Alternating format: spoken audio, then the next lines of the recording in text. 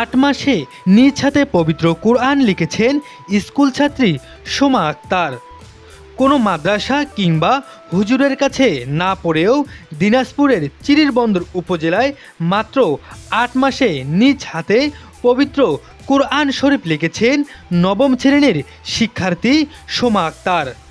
তার এই দৃষ্টিনন্দন লেখা দেখে অবাক এলাকাবাসী। তার হাতের লেখা কোরআন শরীফ পেতে অনেকেই অর্ডার করেছেন। স্থানীয়রা জানান, সোমা আক্তার চিরিরবন্দর উপজেলার মাজাপাড়া গ্রামের আমিনুল ইসলামের মেয়ে। সে চিরিরবন্দর সরকারি মডেল পাইলট উচ্চ বিদ্যালয়ের নবম শ্রেণীর শিক্ষার্থী।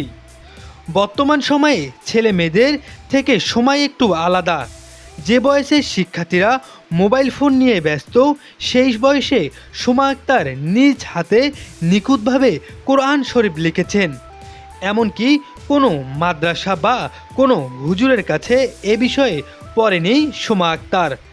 নির্ভুলভাবে কোরআন হাতে লিখেছে সে। তার চোখ জুড়ানো হাতের লেখায় পবিত্র কোরআন লিখে এলাকায় আলোড়ন সৃষ্টি করেছে। এই লেখা এত সুন্দর, এই 8 মাসে মানে লেখা কমপ্লিট করছে।